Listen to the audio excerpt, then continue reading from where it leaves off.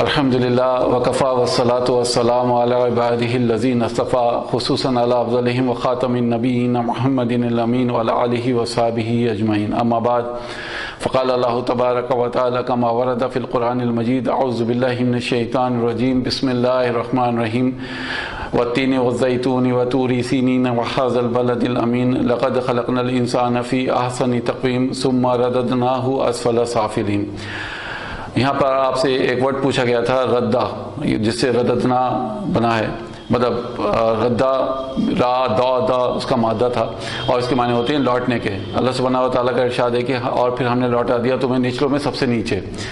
اس کے علاوہ پھر ہم نے ایک سورہ منافقین کی آیت منتخب کی تھی اور وہاں پہ منافقین کا نقشہ کھینچتے ہوئے اللہ سبحانہ و تعالیٰ نے کہا تھا کہ یقولون لئن رجعنا الی المدینہ، کہ ان کا کہنا یہ تھا منافقوں کا کہ جب ہم لوٹ جائیں گے مدینے کی طرف اور پھر ہم جو عزت والے ہیں وہ کمزور کو نکال باہر کریں گے۔ تو یہاں پر بیسیکلی رجع ورڈ استعمال ہوا تھا جس سے رجعنا بنا ہے، ٹھیک ہے، ہم لوٹیں گے تو ہم لوٹ چلیں گے۔ تو دونوں ہی میں کیا بنیادی فرق ہے، یہ آپ سے سوال کیا گیا تھا۔ میں اب آپ کے سامنے اس کا آنسر پڑھتا ہوں انشاءاللہ، اور اس کے بعد پھر ہم ونرز سلیکٹ کریں گے۔ یہ ہمارے پاس اپنا باول، میجک باول رکھا ہوا ہے انشاءاللہ، اور رائد خان بھی بیٹھے ہوئے ہیں انشاءاللہ، آج ہمارے مہمان خصوصی جو نام پک کرنے والے ہیں۔ تو آئیے سب سے پہلے ہم اس کو دیکھ لیں کہ ردہ کے معنی سب سے پہلے سمجھ لیں کہ ردہ کے معنی کیا ہیں۔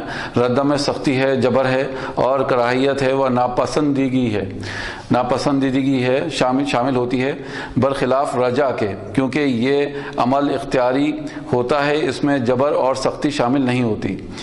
جب اللہ سبحانہ و تعالیٰ کا ارشاد ہے کہ ثم تردون الی عالم الغیب والشہادۃ، اس سے ظاہر ہو رہا ہے کہ ان کے لوٹنے کی ان کی چاہت پر نہیں رکھا ہے، وہ چاہیں نہ چاہیں ان کو اپنے رب کے پاس وہ لوٹنا ہی ہے۔ تو اس میں یعنی اختیار نہیں ہے، اس میں انسانوں کو اختیار نہیں گیا۔ اس طرح آپ سورہ 3 کی آیت میں دیکھ سکتے ہیں کہ اللہ نے ان کے اس لوٹنے کو ان کی مرضی پر نہیں رکھا، بلکہ یہ عمل ان پر کراہتاً کیا گیا ہے، جس میں وہ اللہ کے تابع ہیں، وہ اس میں اپنے لیے کوئی اختیار نہیں رکھتے۔ لیکن جب یقولون لئن رجعنا والی آیت پر غور کرتے ہیں تو آپ دیکھتے ہیں کہ اس معاملے میں ایسا نہیں، یہاں ان کا لوٹنا اختیاری ہے، یہاں لوٹنے کے لیے ان پر کوئی جبر و ظلم نہیں کیا گیا ہے۔ تو یہ ایک بنیادی فرق تھا ردہ میں اور رجا میں۔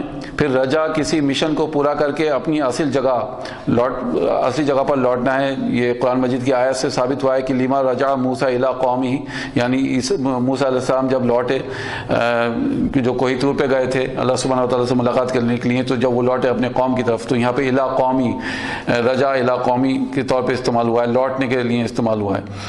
اور ردہ ایسی حالت کی طرف لوٹنا جس کا وہ یقینی طور پر مستحق ہو چکا ہو۔ وَيَوْمَ الْقِيَامَةِ يُرَدُّونَ إِلَىٰ أَشَدِّ الْعَذَابِ، یہاں پہ عذاب کا یعنی شدید ترین عذاب کا ذکر ہو رہا ہے اور ان کو لوٹنا ہے۔ یوم القیامتی، قیامت کے دن وہ لوٹیں گے، ٹھیک ہے۔ تو یہاں پر آپ نے دیکھا کہ یقینی ہے۔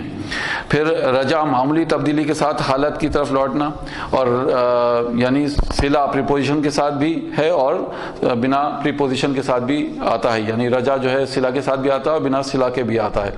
اور بیسیکلی ردہ میں جب آپ دیکھیں گے کہ جب ردہ کسی صلہ کے ساتھ آتا ہے، اور وہ صلہ کون سا ہے؟ اللہ، تو اس کے اندر جو معنی چھپے ہوتے ہیں وہ توہین کے معنی چھپے ہوتے ہیں، کسی کو ذلیل کرنا۔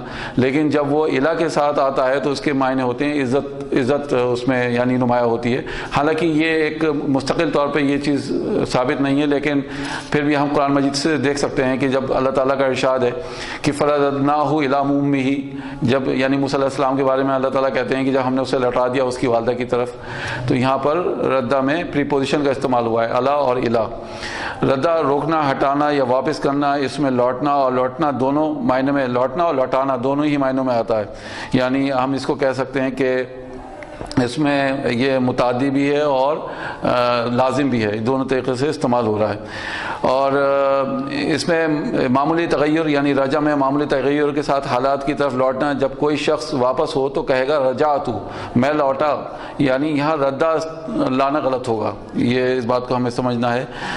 جب کوئی شخص مسلمان ہوا پھر اپنے باپ دادا کی دین کی طرف لوٹ جائے تو اس کے لیے ردہ کا لفظ استعمال ہوتا ہے، تو وہاں پہ بھی ہم ردہ کا استعمال کریں گے۔ جہاں کوئی شخص مسلمان ہوا اور پھر اپنے باپ داداؤں کی دین کی طرف لوٹ گیا تو وہاں پہ بھی ردہ کا استعمال ہوا، یعنی اپنی اوریجنل فارم میں واپس آ گیا، اور اسی پروسیجر کے ساتھ، یعنی جو پروسیجر سے آیا تھا اسی پروسیجر سے وہ واپس ہو گیا۔ اس کو اور بہتر سمجھنے کے لیے آپ سمجھ سکتے ہیں کہ آپ نے کوئی بال دیوار پہ ماری اور وہ واپس آ گئی، تو یعنی یہ ایک اچھا اگزامپل ہے میں سمجھتا ہوں ردہ کا۔ قرآن مجید میں کل 103 مقامات پر استعمال ہوا ہے رجع اور ردہ، میں رجع کی بات کر رہا ہوں، 103 مرتبہ مقامات پہ استعمال ہوا ہے۔ رجع اور ردہ لازم اور متعدی دونوں، جیسے میں بتا چکا ہوں آپ کو، دونوں ہی قرآن میں استعمال ہوئے ہیں۔ دونوں کے معنی میں بنیادی فرق یہ ہے کہ ردہ میں لوٹنے کی حالت بغیر کسی تبدیلی کے جیوں کی تیوں ہو جاتی ہے، یعنی پروسیجر سیم رہتا ہے، جیسے میں نے آپ کو ردہ کے بارے میں بتایا کہ بال کو آپ دیوار پہ ماریں، جبکہ رجع میں یہ ضروری نہیں ہے۔ تو یہ ردہ اور رجع کے معنی بنیادی معنی تھے اور یہ فرق تھے، تو امید ہے کہ الحمدللہ اس سے بات واضح ہو گئی ہوگی۔ اب آئیے ہم اپنے اگلے سیگمنٹ کی طرف آتے ہیں، اور ہمیں ونر چوز کرنا ہے، لیکن اس سے پہلے میں آپ کو نام بتا دیتا ہوں کون کون ہیں آج، کن کن لوگوں کے نام باول میں ہیں۔ تو سب سے پہلے طیبہ، زیبا ابرار، رضیہ، اویس عزمی، مجیب اللہ سعید، انتصاب الحق، ناز پروین، شہباز اشرفی، سالک رضا، شفا ناز، افروز عالم، سدرا خان، علیہ حق، ضمیر الدین، پرویز مشرف، فیصل نعیم، زینب خاتون، زیبا فردوس، محمد شکیل، حفاظت یار خان، شہناز پروین، طفیل عالم، ابو حذیفہ، بابرہ رحیم، محمد پرویز، فاطمہ فراز ذکی، ایاز احمد، توصیف عالم، فوزیہ امتیاز، شارق عروسہ، عباد الحق، فیضان علی، محمد نبی خان، مشاہد الاسلام، شائبہ پروین، مظہر عالم، صبا فہیم، صبیحہ، مجاہد اشاتی، محمد طارق انور، محمد زاہد، محمد واحد نور، محمد موئس، نیاز ذکی، تسلیم الدین، شائستہ احمد، ارسلان شاہ جی، نواز، محمد نواز، محمد محبوب عالم، بشرا، عتیبہ رحمان، سعودہ، تبسم طارق اور شازیہ پروین۔ تو الحمدللہ یہ ماشاءاللہ کافی نام ہیں اس بار جو باول میں ہیں، اور آئیے دیکھتے ہیں کہ کون تین ونر ہیں، کون خوش نصیب ہیں تینوں، جن کو پہلی رقم 2500 اور دوسری رقم دوسرے نمبر پہ آنے والے کو 1500 رقم اور تیسرے نمبر پہ آنے والے کو 1000 روپے کی رقم دی جائے گی۔ تو میں رائد خان کو دعوت دیتا ہوں کہ وہ آئیں اور انشاءاللہ سلیکٹ کریں۔ جی پہلی پرچی ہے اور وہ ہے فاطمہ کی، ماشاءاللہ یہ بہار سے ہیں، مبارک ہو آپ کو 2500 کی انعامی رقم فاطمہ، اور اللہ سبحانہ وتعالیٰ آپ کو اس میں برکتیں دے۔ جی دوسری رقم ضمیر الدین صاحب کی ہے، یہ بھی ماشاءاللہ بہار کے ہیں، مبارک ہو ضمیر الدین صاحب، 1500 روپے کی رقم آپ کو، دوسرے نمبر پہ ہیں آپ۔ اور اب میں تیسرے نمبر کے لیے پھر شفل کرتا ہوں۔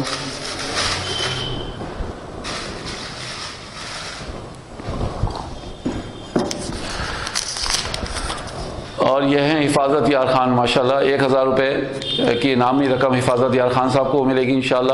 بہت بہت مبارک ہو آپ تینوں کو، اللہ سبحانہ وتعالیٰ آپ کی ان کمائی میں برکتیں دے، اور اللہ سبحانہ وتعالیٰ سے آپ لوگ ہمارے حق میں بھی دعا کیجیے کہ اللہ تعالیٰ ساتھ خیریت کے جس مشن کو لے کے ہم چل رہے ہیں اس میں برکتیں عطا کرے۔ اور یہاں پہ انشاءاللہ ہم اپنے پروگرام کو ختم کرتے ہیں۔